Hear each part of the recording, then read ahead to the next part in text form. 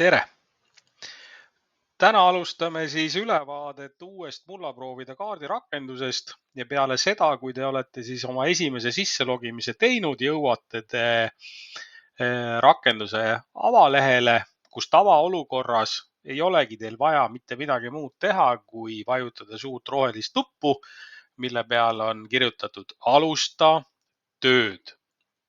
Peale nupuvajutust jõuame siis rakenduse selle osa juurde, kus te saate valida endale kliendi, kellega te tööle hakkate. Kui teil, nii nagu minu vaateski, on pooleli olevaid kliente, kellega te olete juba tööd teinud, on mitu, siis kuvatakse need aktiivsete töödega kliendid teile siia olekuribale ja vajadusel te saate ühe või teise kliendi juurde siis otse tagasi pöörduda, tehes siis kliki ühe või teise kliendi nimel.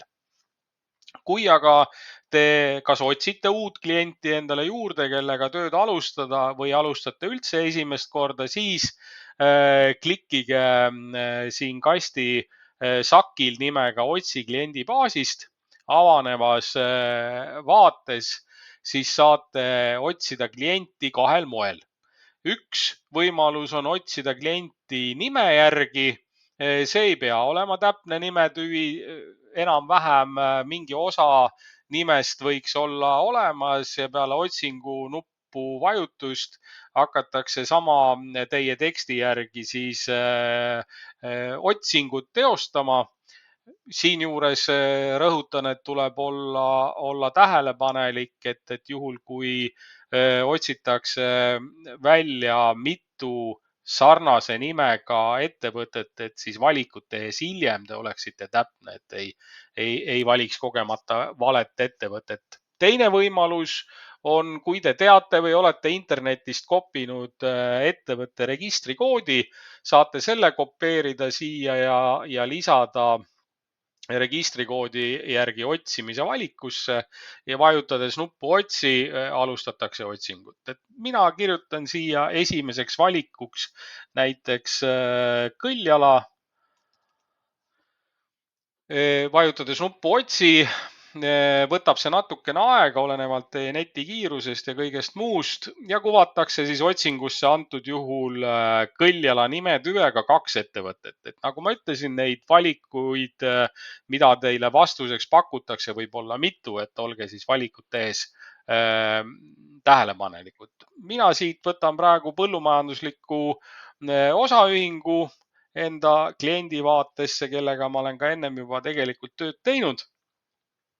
Ja järgmises vaates te saategi siis juba juhul, kui jälle teil on juba korduv juurdepääs sellele või tagasipöördumine kliendi juurde, siis te näete siin aktiivsete tööde loendis, nii nagu ka vanas rakenduses oli avapaneelil, oli tööde loend. Te saate siit ka otse valides nüüd juhul, kui teil jäi kas pooleli midagi või te tahate muuta midagi, saate minna konkreetse töö juurde tagasi. Et töö mõistest üldse laiemalt võib-olla paar sõna rääkides ongi see, et töö antud juhul ei tähenda seda, et te võtate uue kliendi ja hakkate tööle, vaid töö on see proovivõtuala, konkreetne ala, millega te hetkel tööd teete või olete siis teinud, et see olgu selleks siis PRIA kas põllumassiiv või PRIA põld või siis erandjuhul ka teie enda poolt lisatud ala, aga sellest siis pisut edaspidi. Nii et edasiminekuks, kui teil on siis vaja uue prooviala juurde jõuda, vajutate siit nuppu uue töö loomine. Ja järgmise sammuna te jõuate siis töö loomise vahelehele, kus on siis 3 erinevat valikut võimalik teha. Et nagu ma just hetk tagasi ütlesin, et kas siis tööalaks valida endale ala PRIA põllumassiivide hulgast, PRIA põldude hulgast või lisada siis ise ka ala vajadusel. Nüüd üks suur uuendus võrreldes vana rakendusega on see, et siin on võimalik selles vaates nii PRIA põllumassiivide puhul kui ka PRIA põldude puhul rakendada kiirfiltrit, klikkides siin nupul filtreeri aktiivse kliendi massiivid.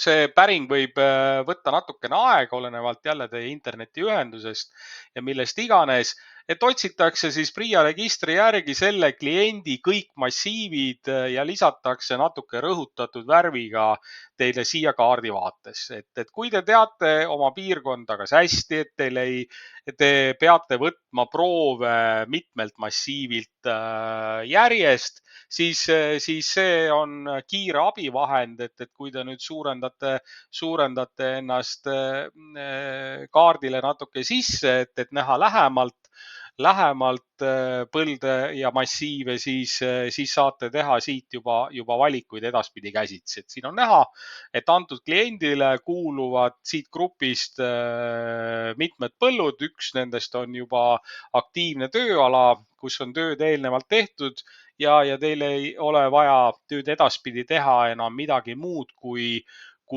valida siis see objekt kaardil klikkides selle massiivi piiri peal, millega te tahate tööle hakata. Et ma rõhutan siin selle üle, et kas nende kõikide massiivide välja filtreerimine või on ka võimalus siin otsida ühe massiivi tunnuse järgi, et kui te teate seda massiivi numbrit, saate selle lisada siia otsingukasti ja vajutades otsi nuppu, otsitakse see massiiv teile välja ja tsentreeritakse ka kaardivaade. Aga ka sellisel juhul, et ei ole see tööala veel valitud. Kui te näete siin kaardi akna servas on nii kaua, kui see punase kirjaga kast ei ole ära kadunud, et valige kas kaardilt massiiv või valige põld või vali lisatud ala, siis seni seda valikut ei ole tehtud. Ja see on rõhutatult välja toodud uues rakenduses seetõttu, et vanas rakenduses tekitas see väga palju segadust ja teinekord, kui kas internetiühendus ei olnud hea või mingid muud põhjused, jäi see osa segaseks, et kas ala on juba valikus või mitte ja see tekitas probleeme.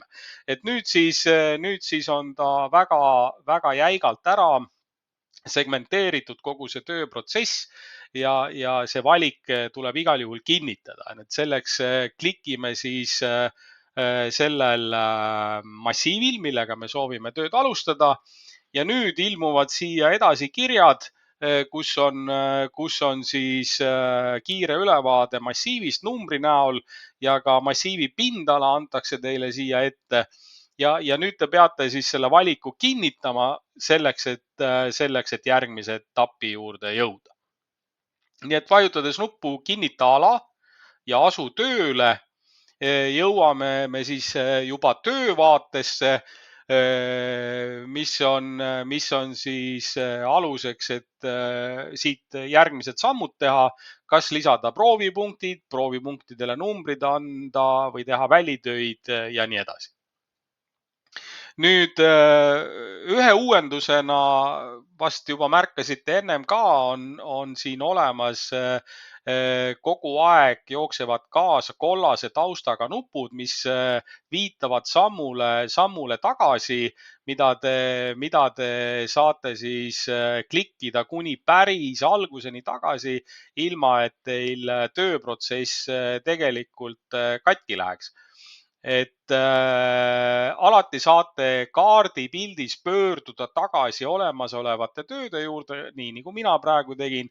Kui te klikite selle poolelioleva või juba ka teatud mõttes lõpetatud töö juurde, saate tagasi pöörduda, nii nagu siin kõrvalala on, valides selle ekraanilt ja vajutades nuppu tööta alaga.